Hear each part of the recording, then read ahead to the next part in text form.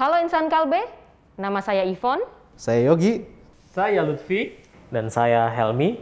Kami dari Forsta Kalmedik Global.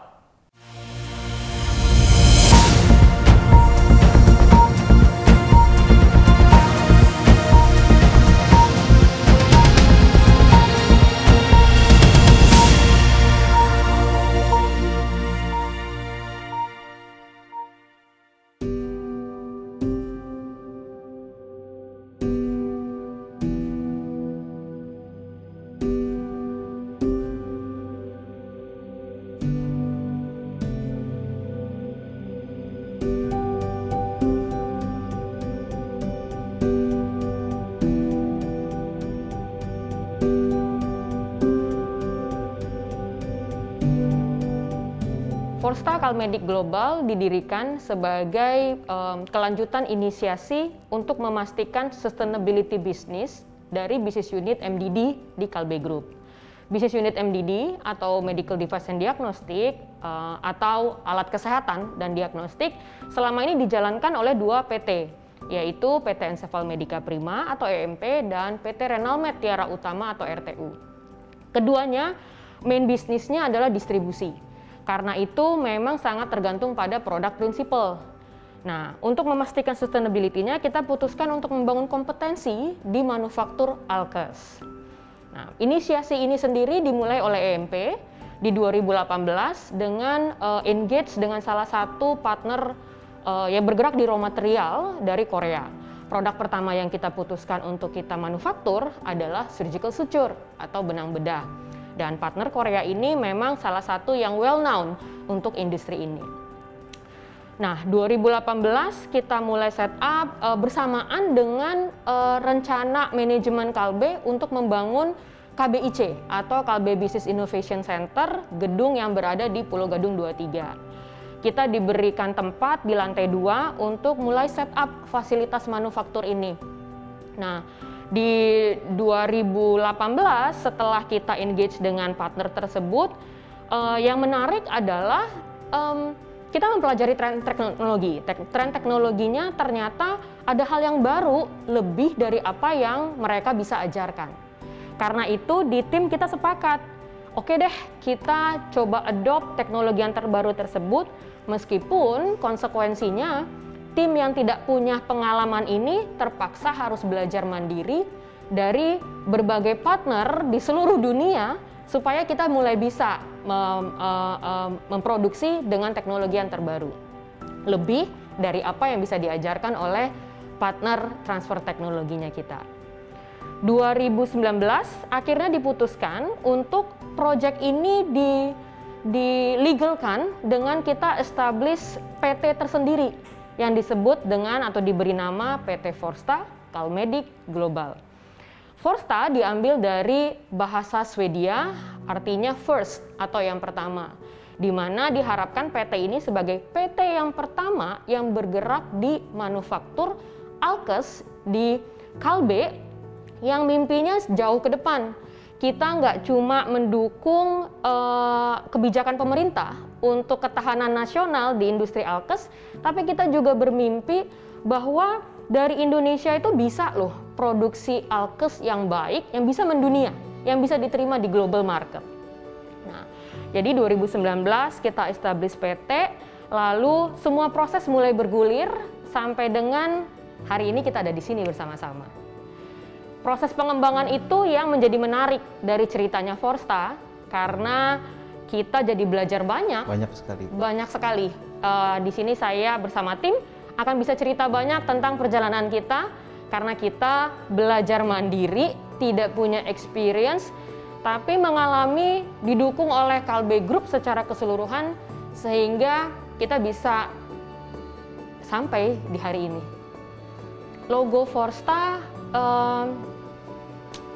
tentunya kita pakai warna dari parent company ya, baik EMP maupun Kalbe itu nuansa hijaunya kita pakai karena itu warna hijau menandakan kehidupan dan biru menandakan healthcare. Tapi yang menarik mungkin di logogram, di mana bentuk huruf F-nya itu seperti tangan yang saling padu gitu ya, saling bergandengan untuk memastikan goal-nya kita itu bisa kita capai bersama-sama. Dan that is actually what happened di Forsta. Karena kita terdiri dari orang-orang yang belajar dari nol, ya.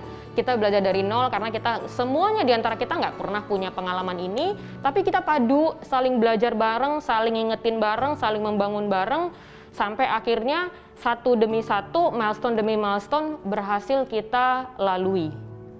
Pertama-tama memang kita dapat dukungan dulu ya, kita dapat dukungan dari manajemen untuk berbagai kompetensi yang ada di dalam Kalbe Group dipadukan mendukung proyek ini gitu loh. Salah satu orang pertama yang saya dapatkan adalah Helmi, orang keduanya adalah Yogi, dan orang ketiganya adalah Pak Lutfi gitu. Karena apa? Jadi waktu itu kita disupport oleh BO ya, di mana ada nih talent dari HJ yang ahlinya di produksi, walaupun industrinya beda, tapi dia punya knowledge lah yang bisa untuk membantu saya di dalam project ini. Lalu ada Helmi dari corporate QA dan Pak Lutfi yang juga meskipun tidak percis surgical suture, tapi pernah punya pengalaman di Alkes gitu. Jadi memang dengan kompetensi yang ada, kita berusaha belajar bareng-bareng untuk membangun manufaktur surgical suture ini. It's amazing ketika kita bisa bersatu karena visi yang sama, purpose yang sama, dan kita yakin kalau kita saling tolong, saling membantu, kita bisa loh melakukan ini bareng-bareng. Dan semua resources yang bekerja sama di dalam project ini awalnya sampai dengan saat ini kita sebagai PT yang established, kita juga masih shared resources ya di tempatnya masing-masing gitu. Jadi memang it's interesting gitu. Dan yang menarik adalah mungkin di awal-awal kita menyadari dulu kita tuh nggak ngerti, kita tuh nggak bisa. Tapi kita selalu punya orang tempat kita bertanya ya. Mungkin teman-teman juga inget waktu itu kita belajar pertama kali kita belajar ke Dankos mungkin ya. Betul, kita sempat belajar ke Dankos, ke Vima, dan juga ke Kalbe. Ke Kalbe. Jadi PT-PT lain atau pabrik-pabrik lain di Kalbe Group itu membuka diri, membuka rumahnya juga untuk kami bisa belajar gitu. Jadi kita waktu itu datang induksi ke sana, maupun kita diinduksi lewat Zoom ya, ataupun kita bisa visit ke mereka, belajar sistemnya dan sebagainya. Jadi dengan itu ya ternyata Kalbe Group itu punya banyak muscle yang kalau bisa berkolaborasi kita bisa melakukan banyak hal gitu loh, dan kita semua bisa belajar banyak jadinya. Jadi di akhir tahun 2020 waktu itu kami menginisiasi bahwa kita butuh ya Bu belajar dari Kalbe Group yang memang backgroundnya manufacturing. Pada saat itu kita request ke Dankos dan diterima dengan baik, sampai akhirnya kita bagi beberapa personil kita untuk belajar di sana selama 1 minggu. Dan turns out that hasilnya memang bisa memberikan introduction ke teman-teman yang tadinya background distribusi untuk belajar background manufacturing, kemudian juga bisa menerapkan best practice di manufaktur tersebut untuk mendesain sistemnya di Forsta. Di tahun 2020, manajemen memutuskan untuk menggunakan Oracle sebagai sistem ERP di PT Forsta Kalbe Global ini, which is di antara kami semua hanya sedikit yang mungkin mengerti, terutama untuk modul-modul tertentu. Maka dari itu kami mencoba untuk menghubungi atau mencoba untuk berkolaborasi dengan PT Kalbe Group yang lain untuk bisa belajar dan mendapatkan ilmu dari mereka. Dalam mengembangkan Forsta, kita mendapatkan support penuh dari Kalbe Group lainnya dan juga dari corporate QA. Karena kita tahu di Kalbe punya standar yang harus dipenuhi oleh semua PT-nya, salah satunya adalah Kalbe Corporate Quality Manual.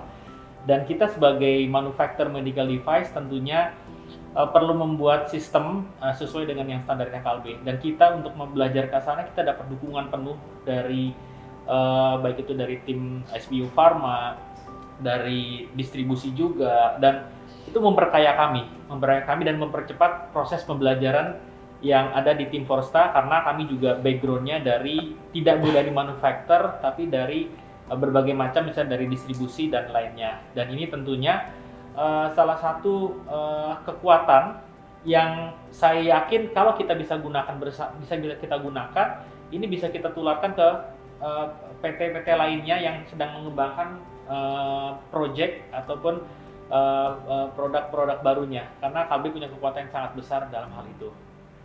Which is Pancasrada muncul semuanya di sana, Pak, ya? Betul. Pancasrada muncul semua value yang ada di Kalbe itu muncul, ya, dan ini sebetulnya membantu sekali ya dalam kita bekerja, ya. Value-value yang ada di Kalbe itu terpancar dalam pekerjaan sehari-hari, ya, dan saling tolong menolong gitu ya. Sebenarnya kita bersyukur dengan ada value dari Kalbe. Pada saat itu ya kami semuanya tidak di satu tempat, ya. Kita bekerja juga tidak hanya di PT Forsta tapi di tempat lainnya. Mas Helmi ada di Corporate QA, saya di Corporate QA dan di Enseval, Mas Yongin, Bu Ivon juga sama. Dan tentunya adanya trust, kepercayaan kepada kita untuk mendevelop PT Forsta sampai nanti mendevelop PT Forsta itu merupakan satu modal yang penting, ya. Kepercayaan yang diberikan oleh manajemen ke kita untuk mengembangkan, walaupun kita tahu kita belum ada kompetensi yang mumpuni, kita harus belajar, kita harus develop kompetensi di kita. Jadi itu modal, dan kita yakin dengan dana dukungan itu kita bisa capai tujuan bersama kami. Saya adalah produk dari didikan leader-leader saya yang sebelumnya tentunya. Dulu one of my leader tuh pernah bilang, Ivon, kamu harus tahu kamu yang sekarang itu adalah hasil sacrifice-nya begitu banyak orang yang menanam di kamu. Itu, dan saya merasa bahwa salah satu hal yang paling penting diajarkan ke saya adalah vision casting. Leader harus tahu dia mau kemana gitu, dan saya selalu di casting vision oleh leader-leader saya, sehingga saya tahu peran saya di dalam mencapai visi itu, purpose itu apa, win saya apa. Dan hal itu yang exactly saya coba terapkan ke tim yang ada gitu. Dari awal saya share ke mereka, let's have this dream. Yuk kita punya mimpi ini dan bersama-sama kita coba capai gitu. Mimpi yang atau visi yang gede, yang grande, yang menginspirasi, yang kita itu pengen sama-sama menorehkan sejarah gitu ya, catatan sejarah bahwa PT pertamanya Kalbe yang bergerak di manufaktur alkes, despite semua keterbatasan yang ada, oleh orang-orang muda yang semuanya masih belajar. Tapi kalau kita percaya, kita bisa sama-sama gitu ya, inovasi ini didasarkan kepercayaan bahwa setiap orang tuh pasti akan melakukan yang terbaik yang mereka bisa, dan kita mindful bahwa kalau saya nggak lakukan ini dengan baik, orang lain yang akan kena akibatnya, ya kan? Dan kita tahu loh ada begitu banyak muscle atau kekuatan di luar PT Kalbe yang kita bisa manfaatkan, kita interconnect dengan yang lain gitu kan, sehingga kita yakin sih inovasi ini yang kita strive untuk lakukan terbaik yang kita bisa kita wujudkan. Itu mungkin dari teman-teman, saya mau pastiin dulu nih, bener nggak? Do you guys actually believe in my dream, in the vision yang saya share ke teman-teman? Of course, Bu, tentu saja. Mungkin saya menambahkan, Bu. Jadi memang itu satu experience yang saya dapat ya selama saya join di Kalbe sejak 2018. Kebetulan memang saya join sebelum project ini berjalan. Sebelumnya saya sempat join di PMA, dan itu satu hal yang saya lihat ada perbedaan signifikan gitu antara kedekatan karyawan dengan leader, kemudian kepercayaan leader ke karyawan juga seperti itu. Jadi dengan tadi Bu Ivon memang sudah dari manajemen meng-highlight ya bahwa goalsnya kita bukan cuma bikin PT yang ecek-ecek kecil-kecilan, tapi kita pengen go beyond the best gitu kan. Jadi itu pesan yang tersampaikan. Jadi trust dari manajemen pun juga terasa sampai akhirnya ya kita harus bisa deliver apa yang sudah dipercayakan ke kita gitu.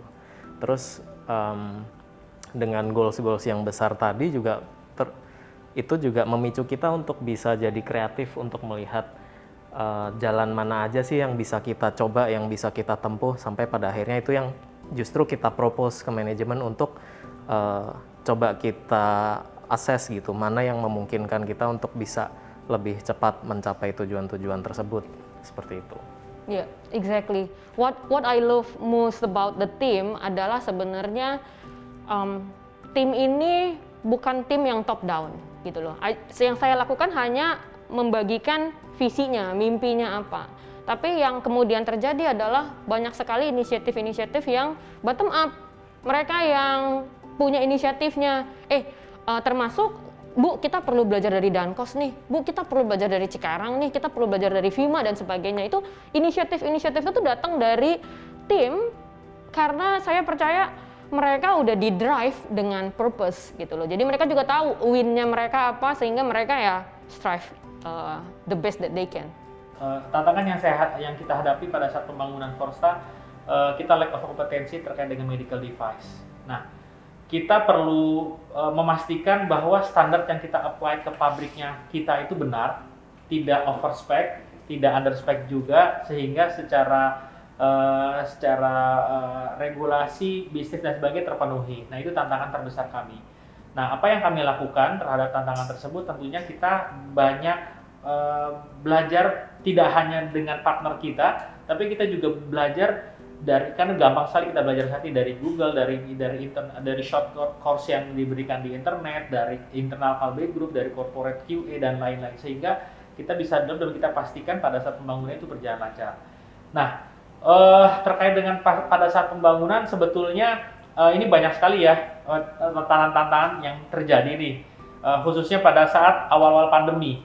Ya, karena kita dari sisi mesin banyak kita beli dari luar ya, salah satunya dari Italia, dan pada saat kita mau mendatangkan mesin itu kendalanya sangat banyak sekali, karena pada saat awal kita pandemi kita masih sangat takut sekali dengan virus tersebut, terus juga ada pembatasan dari pekerja dari luar tidak bisa masuk, dan akhirnya kita bisa settle sendiri, dan ini banyak dibantu sama Mas Yogi di sini.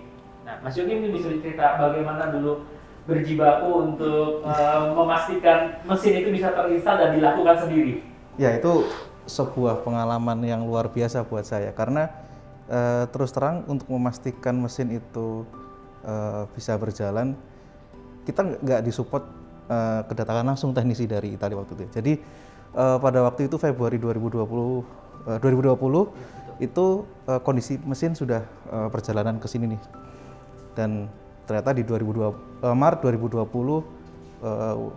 WHO menyatakan pandemik secara global, which is semua perjalanan dinas itu dibatalkan. Apalagi Italia waktu itu case-nya sangat tinggi-tingginya. tinggi sekali. Betul. Tinggi Apalagi sekali. waktu itu Italia case-nya sangat tinggi sekali, sehingga waktu itu mesin datang tapi teknisinya nggak bisa datang.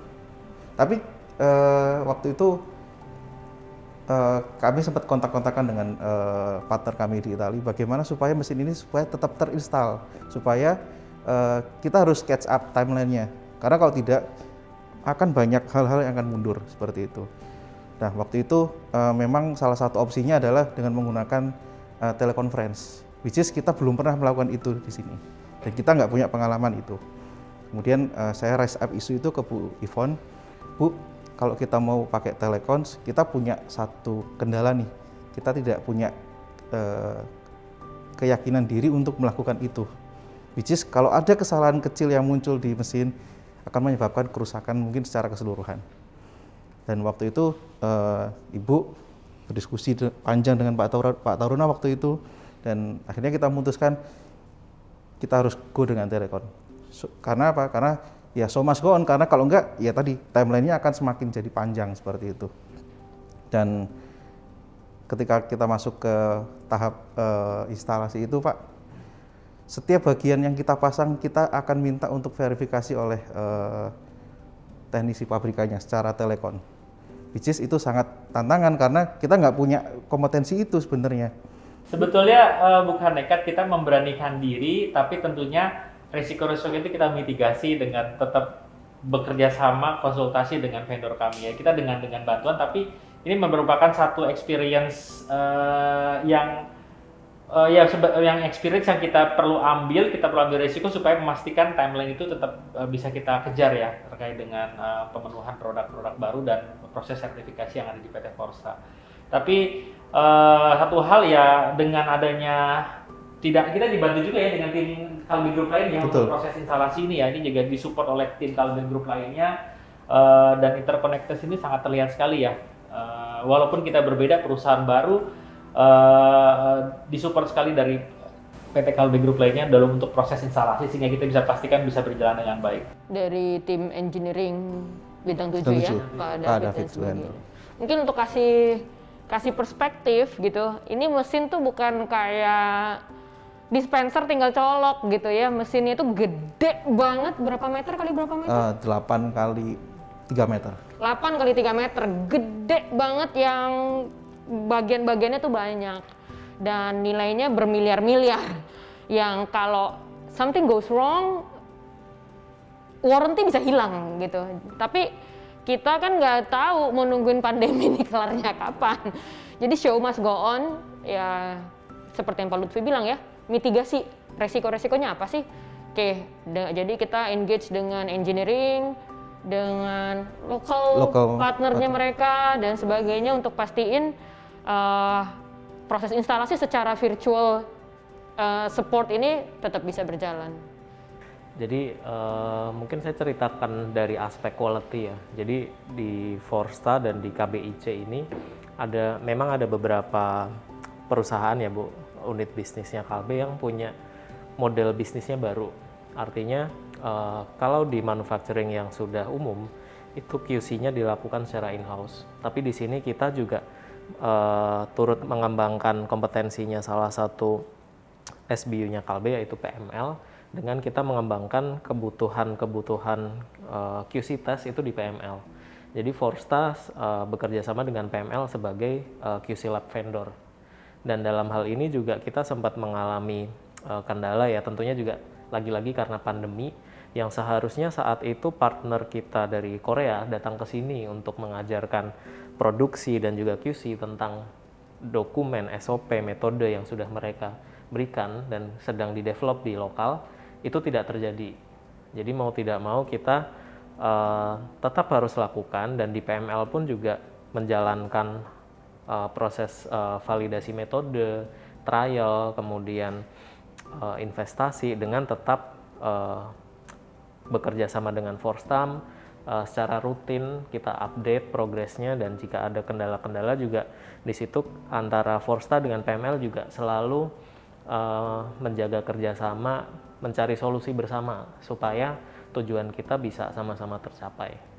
Jadi memang dari sisi lain pun tim Forsta juga selain mempersiapkan kesiapan teknikal, kemudian secara bahan baku dan yang lainnya, kita juga mempersiapkan proses sertifikasi.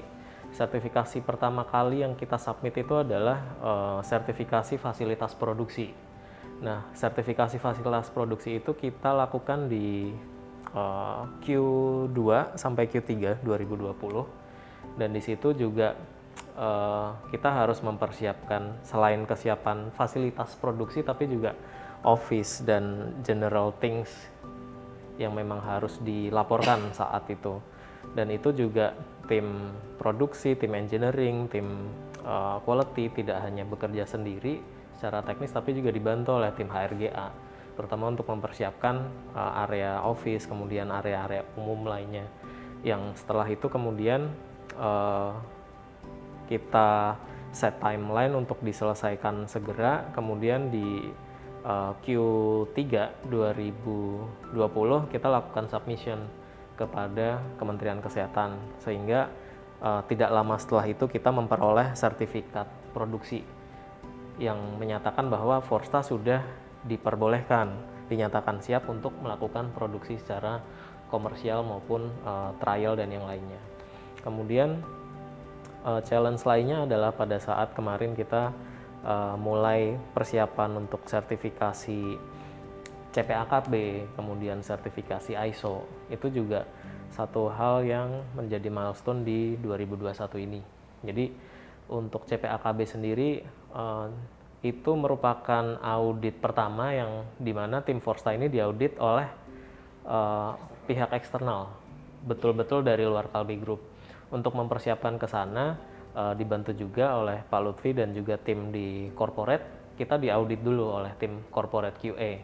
Jadi tim corporate QA mengaudit Forsta dengan ya memang ditemukan sejumlah hal yang perlu diperbaiki.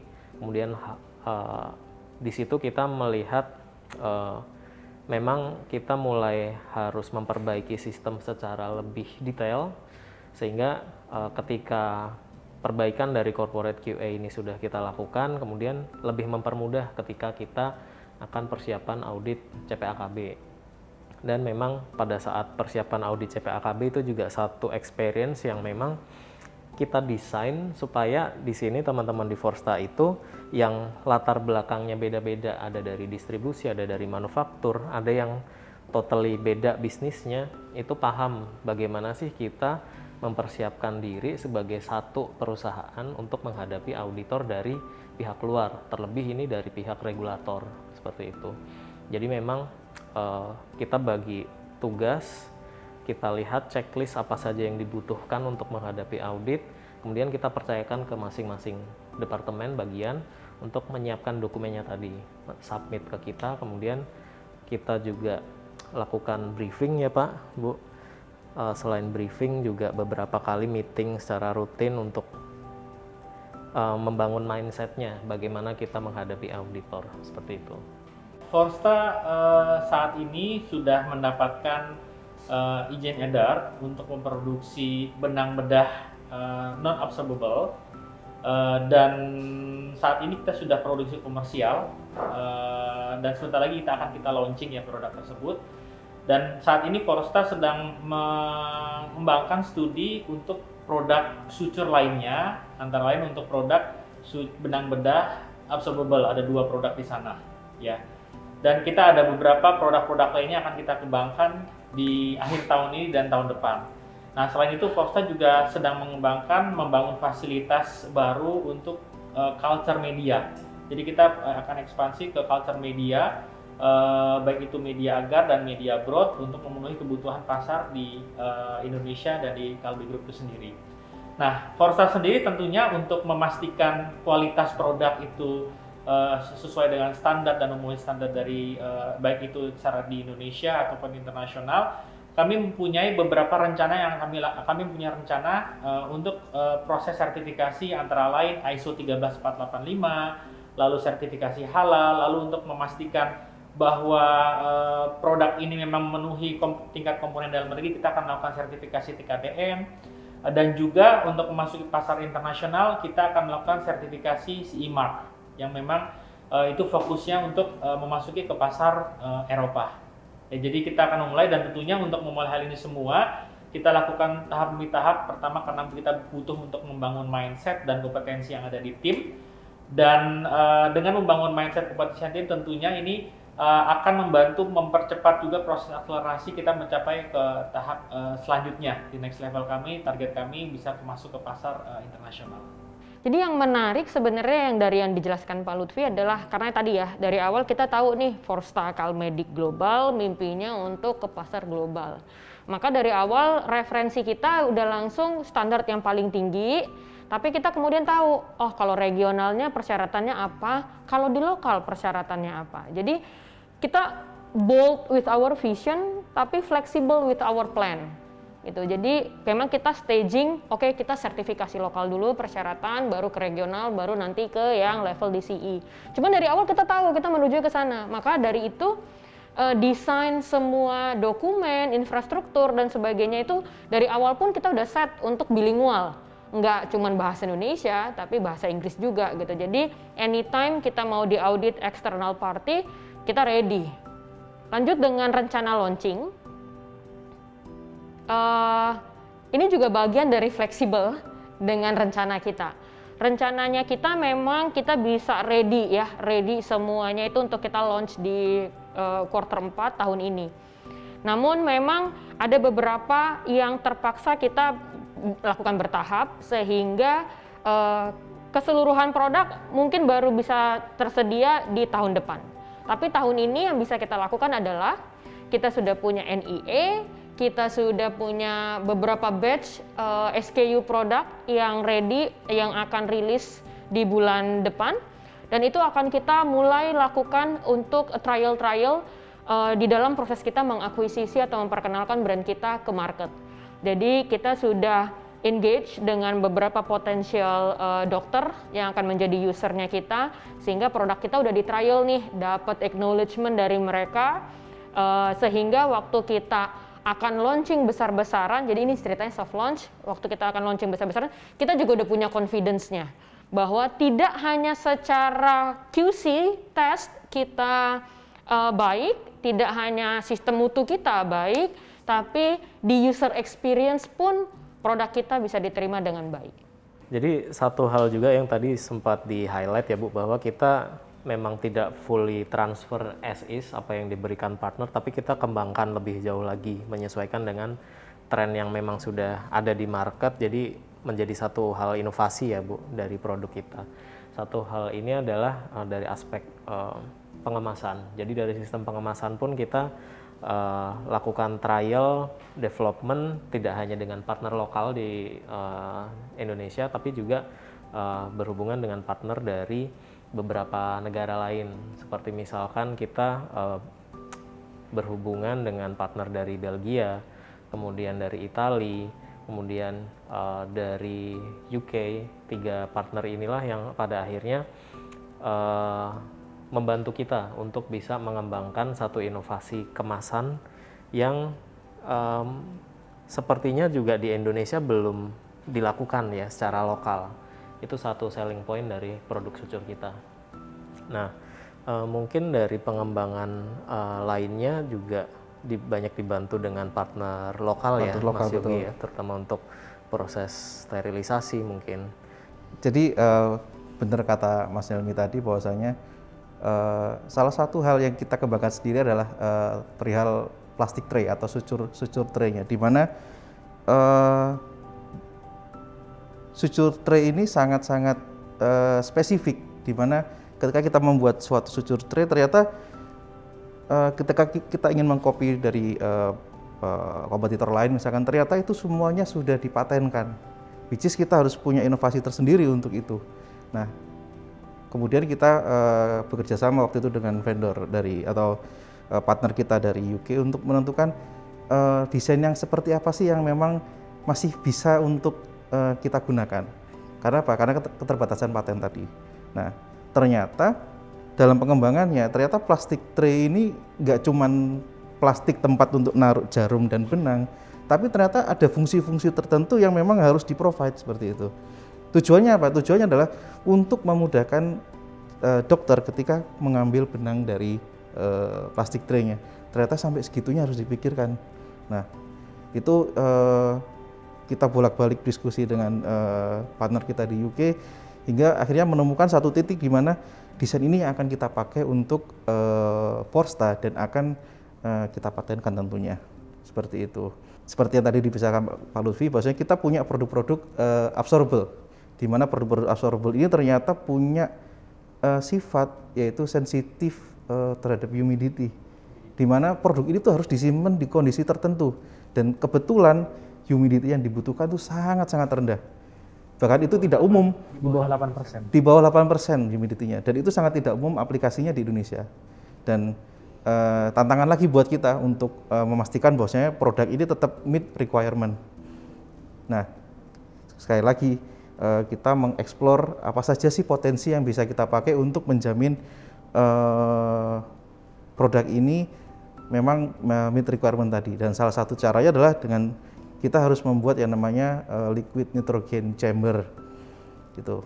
Nah, di mana kita bekerja sama atau berpartnership dengan partner lokal untuk membuat ini, dan syukurnya kita sudah berhasil untuk membuat itu dan memenuhi syarat. Semuanya memenuhi syarat dan sekarang tinggal menunggu izin edarnya Pak ya. Seperti itu. Mungkin kalau saya boleh nambahin, saya rasanya harus kasih kredit ke tim ya, harus kasih kredit ke tim karena saya bukan leader yang easy to please ya, pasti tim juga tahu gitu. Jadi saya demanding sama mereka dan menuntut hasilnya harus baik, analisanya harus lengkap, tapi juga harus cepat dan sebagainya. And they manage to do it gitu, terutama mungkin karena ke atas kepemimpinan Pak Lutfi ya, di mana yang kita lakukan di Forsta itu kita nggak nunggu, kita tuh nggak punya loh yang namanya hanya cuma mengandalkan monthly review, tapi kita ada weekly update, bahkan bisa 2 kali seminggu ya kita untuk update karena kita memastikan yang tadi setiap proses dijalanin dengan benar, analisanya lengkap dan tepat waktu itu. Di dalam proses belajar ini kalau nggak ada proses monitoring yang ketat bisa bablas ya kan, dimana kita dikejar waktu tapi prosesnya harus dijalankan dengan benar dan they manage to do it. Setiap kali mereka mengusulkan apapun itu ekspektasi saya adalah analisanya lengkap tuh dari awal sampai akhir semua aspek, dan I think they've managed to grow in that. Jadi setiap kali mereka mengusulkan apapun, mereka udah pikirin alternatifnya ada apa aja. Kalau kita bikin ini konsekuensinya apa? Kalau kita bikin ini konsekuensinya apa dan sebagainya. Dan we choose to strive to be the best. Untuk nggak milih yang gampang, tapi milih yang terbaik. Itu sih. So thank you buat timnya saya. Credit goes to Bu Nurul dari corporate QA dan RA, karena waktu kita share mimpinya kita begini, kita mau lakukan ini di 2021 sampai 2025, dan Bu Nurul call saya dan bilang, Yvonne, kamu yakin ya itu banyak banget loh yang kamu mau lakukan, yang kamu mau kejar gitu kan. Mungkin kamu bikin bertahap. Oh iya bertahap, saya bilang. Tapi memang saya mau kejarnya sampai sana. Dan Bu Nurul nggak tanggung-tanggung, dia support dengan assign banyak sekali orang. Mungkin total ada berapa Pak Lutfi? 4 ya. Yang benar-benar full ditempatin di sini ya. Belum lagi yang lain-lain gitu, yang silih berganti kasih support kita dengan konsultasi dan sebagainya. Gitu. 4 orang ditaruh di sini untuk bantuin saya, bantuin Forsta supaya kita bisa maju gitu.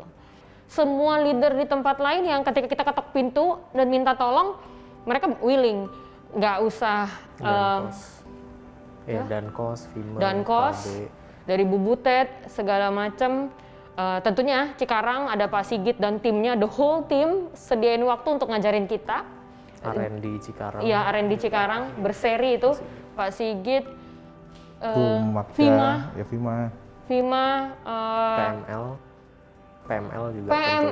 PML juga ya luar biasa sih ya, karena at the same time mereka kita dorong untuk nambah kompetensinya. Untuk QC test yang related ke kita saja mereka harus pelajarin. Itu Pak Taruna tentunya yang fully support dari resourcesnya EMP banyak sih, ada banyak sekali. Ya tidak lupa the whole board mungkin ya, the whole board yang juga encourage kita untuk berani maju dan tumbuh dan support kita untuk Forsta bisa grow seperti yang kita impikan. Mungkin yang pertama kali kita mesti ingat, kita di awal waktu masuk ke kantor baru di awal tahun, kita punya yang namanya Forsta Tree atau pohonnya Forsta, di mana di pohonnya Forsta itu kita masing-masing kita punya 1 daun yang kita bisa tulis mimpinya kita tahun ini apa, dan kita taruh di pohon itu gitu. Yang kita akhir tahun akan kita lihat mimpi siapa nih yang udah jadi kejadian gitu ya di sepanjang 2021 ini, baik itu personal maupun buat company as a whole. Yang kedua kita punya Fox, mungkin Helmi bisa ceritain karena it's interesting, idenya datangnya dari Helmi gitu, boleh yeah. Helmi diceritain. Jadi mungkin sedikit meluruskan, idenya Fox itu kita ramu bareng ya Bu ya. Ramu bareng. Jadi waktu itu Ibu punya gagasan untuk gimana nih supaya kita bisa recognize achievement sebesar sekecil apapun achievement itu secara rutin. Jadi teman-teman di Forsta di sini juga makin aware tentang kontribusinya masing-masing. Kemudian di sisi lain kita juga melihat bahwa ke depan Forsta ini akan kedatangan nih personil-personil baru, background yang berbeda-beda, beda generasi juga mungkin ya. Jadi waktu itu kita gagas bareng satu acara namanya Volks. Volks ini sekaligus untuk kita menyebut the people of Forsta gitu. Jadi di acara Volks ini yang kita programkan tahun ini ya Bu, itu adalah bagaimana kita mengintroduce kepada tim-tim baru ini value, company value yang kita adopsi, yaitu si Pancasrada. Kemudian selain Pancasrada itu sendiri, kita juga highlight secara praktikal seperti apa sih Pancasrada ini bisa diimplementasikan.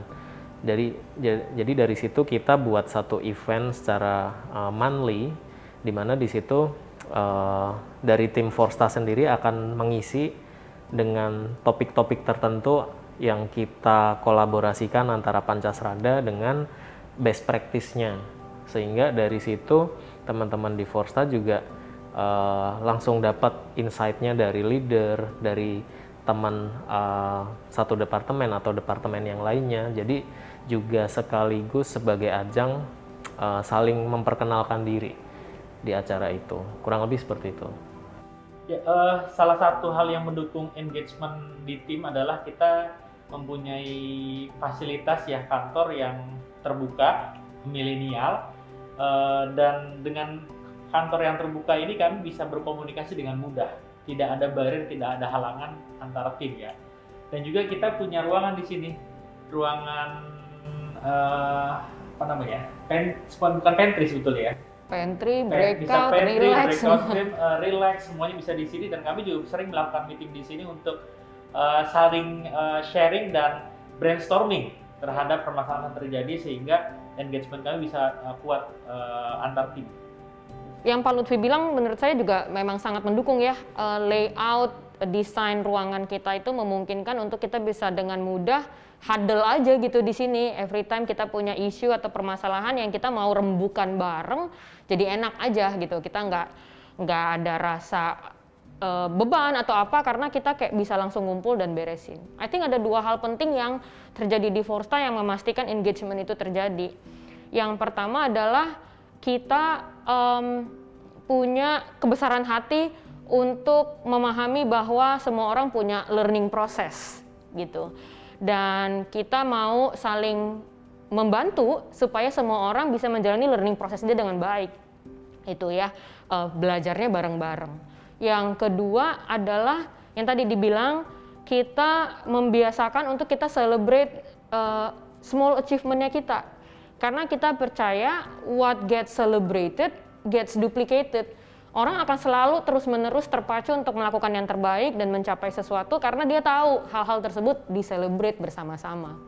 Itu sih yang terjadi, yang membantu kita untuk tim ini benar-benar padu seperti logogramnya Forsta. Bagaimana sosok Bu Ivon sebagai leader menurut Bapak semua? Mungkin dimulai dari Mas, kami boleh diceritain Bu Ivon tuh sosok yang apa? Apa aja boleh diceritakan? Oke. Ya, Keluarin Jadi, Mas. Keluarin. sampai lupa. Mumpung. ya, pertama kali saya kenal Bu Ivon itu 2018 ya Bu. Begitu saya di-assign ke EMP, kemudian di situ mulai kenal dengan Bu Ivon. Dan lebih jauh lagi sampai saat ini gitu. Jadi so far yang saya yang saya peroleh dari Bu Ivon itu sangat banyak knowledge-nya. Jadi Bu Ivon itu secara personal orangnya ramah. Jadi bukan tipikal leader yang jaga jarak banget dengan karyawan atau timnya atau bawahannya. Jadi justru tipe leader yang memang sangat menghargai ya ide atau gagasan dari tim-tim yang ada di bawah beliau. Kemudian secara knowledge juga beberapa kali sempat ikut meeting ya dengan Bu Ivon, dengan vendor atau partner seperti itu juga wawasannya sangat luas gitu. Jadi dari situ juga kita dapat banyak insight tentang apa saja yang perlu kita improve jika kita at least ingin seperti beliau. Atau misalkan dalam hal bekerja sama dengan tim juga seringkali dapat masukan dari beliau. Jadi cukup dekat dan tidak menjaga jarak. Kemudian juga Bu Yvonne suka masak juga. Itu satu hal yang kita tunggu-tunggu, Bu. Oh, udah lama nggak bawa soalnya. Jadi beberapa kesempatan juga kita ada acara internal Bu Yvonne khusus masakin buat kita gitu. Gitu sih dari saya, Bu. Nanti dimasakin lagi. Jadi kalau Lutfi bisa cerita sosok Bu Yvonne itu sosok leader yang seperti apa, yang punya visi ini seperti apa? Oke. Menurut saya Bu Yvonne satu leader yang punya visi dan misi yang jelas. Karena itu penting sebagai leader untuk membuat timnya, kita mau dibawa kemana, tujuannya kemana, dan apa yang kita bisa capai ke sana. Karena itu butuh insight dan pengalaman dari leader. Itu Bu Yvonne punya. Yang kedua, Bu Yvonne sosok yang milenial. Ya, milenial, lihat gaya rambutnya itu ya. Saya juga pengen seperti itu sih. Di sini, Pak. Iya, nggak boleh sama istri masalahnya. Dan humble terhadap semua timnya, memberikan trust ke timnya juga, sehingga kita bisa memberikan kontribusi yang maksimal. Ya, karena tanpa ada kepercayaan yang penuh yang diberikan ke tim, tentunya pasti tim juga akan merasa tidak nyaman ya ketika kita tidak diberikan kepercayaan untuk melit. Dan yang paling penting adalah bisa membawa tim dan membagi pekerjaan ke timnya itu dengan baik, sehingga ketika kita ingin punya satu tujuan dan tim itu bebannya juga terlihat berat, ya Bu Yvonne bisa memberikan solusi dan jalan keluar ya, sehingga kita bisa capai ke tujuan tersebut. Jadi saya juga banyak belajar dari beliau, dari aspek manajerialnya, dari aspek perspektif bisnisnya, dan tentunya pastinya akan memberikan banyak manfaat ke tim yang di bawahnya beliau langsung. Udah semua ya. Masih ada lah yang asal juga. Galaknya kayaknya. Iya, tadi belum disebutin. Oke, pertama ketemu Bu Yvonne itu di Cempaka Putih, Bu, ya, di BD Corporate ya. Interview ya? Interview waktu itu sama Ibu. Saya kaget karena apa? Karena wow, Ibu ini menarik sekali. Wow, oke. Menarik tidak hanya penampilannya, tapi punya visi misi yang sangat-sangat jelas. Di mana salah satu visi misinya adalah kita harus worldwide. Seperti itu. Dan itu memang tercermin di kehidupannya sehari-hari. Dan satu hal yang saya merasa bahwasanya Bu Yvonne itu saya merasa Bu Yvonne itu adalah Mary Riana-nya Forsta, karena bisa selalu memberikan positive vibes bagi anak-anaknya, terutama ketika kami kelelahan untuk menggapai grand mimpinya itu. Disitulah Ibu masuk untuk mengingatkan bahwasanya kita punya mimpi yang memang harus kita kejar, dan memang kita harus punya stamina yang ekstra untuk menggapai itu sih. Endurance ya. Betul. Sebenarnya semua yang diceritain tadi dari teman-teman, kreditnya bukan goes ke saya mungkin ya, karena saya juga adalah produk tadi itu. Kreditnya goes ke leader-leader hebat di Kalbe, dan saya beruntung, sangat bersyukur punya kesempatan belajar langsung dari leader-leader di Kalbe yang hebat. Yang pertama adalah almarhum Pak Apik. Kalau tadi Helmi bilang saya menghargai gagasan tim gitu. Saya pertama kali encounter dengan Pak Apik, waktu itu Pak Apik sudah jadi VP, membawahi internasional dan lokal. Dan saya masih anak baru lulus yang kerja di Kalbe, yang waktu itu saya menjadi PPO di Kalbe Cikarang. Dan ada isu dispute antara lokal dan Kalbe internasional yang saya harus naikin ke Pak Apik. Dan waktu saya datang ke Pak Apik, ikut mobil ekspedisi dari Cikarang ke Cempaka Putih untuk minta approval dari Pak Apik, yang Pak Apik lakukan waktu itu tuh sangat menginspirasi saya. Karena saya ini anak baru lulus, ecek-ecek, dia VP. Dan saya datang, dan waktu saya kemukakan isu ini, Pak Apik bilang begini, oke, isunya itu. Kalau menurut kamu, solusinya apa? Yang saya rasakan adalah, saya ini anak ecek-ecek yang seorang VP pengen tahu, saya punya pemikiran apa, saya punya analisa apa. What I feel, what I think, what I have in mind, itu matters buat dia. Dan itu saya pegang sampai sekarang. bahwa semua orang, nggak peduli levelnya apa, nggak peduli sehijau apapun dia punya pemikiran yang bisa jadi sangat baik gitu loh. Dan saya harus hargain, dan saya harus buka ruang untuk orang bisa ngomong, bisa kasih tahu apa punya pemikirannya mereka. Itu satu. Yang kedua adalah pelajaran berharga yang saya alami juga di awal saya berkarir di Kalbe adalah waktu itu saya masih di Cikarang dan saya melakukan kesalahan. Kesalahannya besar sekali dan teman-teman sudah pernah saya share cerita itu. Di mana saya bahkan belum lulus probation, saya belum jadi permanent employee dan saya melakukan kesalahan yang jauh melebihi my paycheck gitu, potential loss-nya. Waktu itu udah nggak enak gitu ya, nggak enak makan, nggak enak tidur berhari-hari untuk mencari solusi gitu. Dan akhirnya saya datang ke atasan saya bilang udah stop blaming yourself karena everybody's already blaming you because of the mistake that you do. Fokus sama apa yang bisa kita lakukan gitu loh, daripada fokus sama problemnya gitu. Akhirnya kita coba carikan solusi dan saat itu kita naik ke Pak Santoso Un yang menjadi direktur di Cikarang, di Kalbe, BO. Dan waktu saya cerita, saya mulai dengan, Pak, saya mau mengakui sesuatu, bahwa saya salah, I made this mistake. Akibatnya ada potensi loss sekian. Solusi yang bisa saya tawarkan adalah A, konsekuensinya gini, atau B, konsekuensinya seperti ini.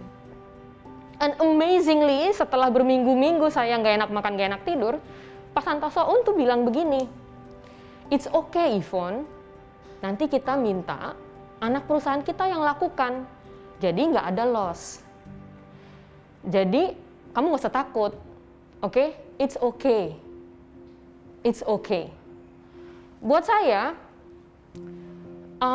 itu pelajaran berharga bahwa people make mistake and it's okay. Tapi yang paling penting attitude-nya. Pertama, kita harus akuin, own it, that it's your mistake. Ya kan? Kita harus akui memang itu salah kita. Kedua, learn from that. Yang ketiga, because you are forgiven, kita udah dimaafin, masa iya respon saya berikutnya saya akan kerja asal-asalan. Udah pasti karena kesalahan saya begitu besar, I cannot afford to pay that. Jadi yang saya bisa lakukan untuk repay itu adalah saya akan strive to be the best. Saya akan melakukan yang terbaik yang saya bisa, yang terbaik yang saya bisa. Pak Johan, one of my leader juga selalu ajarin, kalau kamu udah memberikan yang terbaik yang kamu bisa, what is left to ask? What is left to ask? Jadi kamu akan hidup tanpa penyesalan. Karena kamu udah selalu memberikan yang terbaik yang kamu bisa.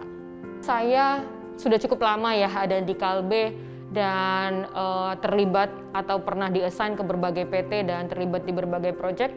I think ini jadi salah satu another dari sekian banyak juga mungkin dari project-project yang ada di Kalbe yang menjadi contoh untuk setiap kita tuh sadar betul kita beruntung ada di company Kalbe Group yang punya nilai-nilai yang baik dengan manajemen yang memberikan ruang untuk kita punya mimpi. Untuk kita punya mimpi, berinovasi dan melakukan yang terbaik yang kita bisa karena kita dipercaya, trusted by the management. Dan dengan itu kita juga jadi punya attitude atau mindset mindful ya akan segala sesuatu. Dan satu hal, kekuatan Kalbe Group, interconnectedness yang kita punya itu membantu kita untuk bisa membangun kompetensi demi kompetensi yang tadinya kita nggak punya. I think Pancasrada, kekuatan Kalbe Group itu memungkinkan untuk kita melakukan apapun yang kita bisa mimpiin. Dan kita selalu bisa mewujudkannya kalau kita mengandalkan kolaborasi One Kalbe dengan didukung Pancasrada. I think that's all from Forsta. Semoga ceritanya kita bisa menginspirasi teman-teman di PT-PT lain, SBU-SBU lain untuk nggak takut bermimpi, nggak takut untuk maju jalan meskipun punya banyak keterbatasan, tapi kita sebenarnya bisa karena kita punya grup yang besar yang akan selalu bisa nolongin kita belajar apapun yang kita perlukan. Thank you.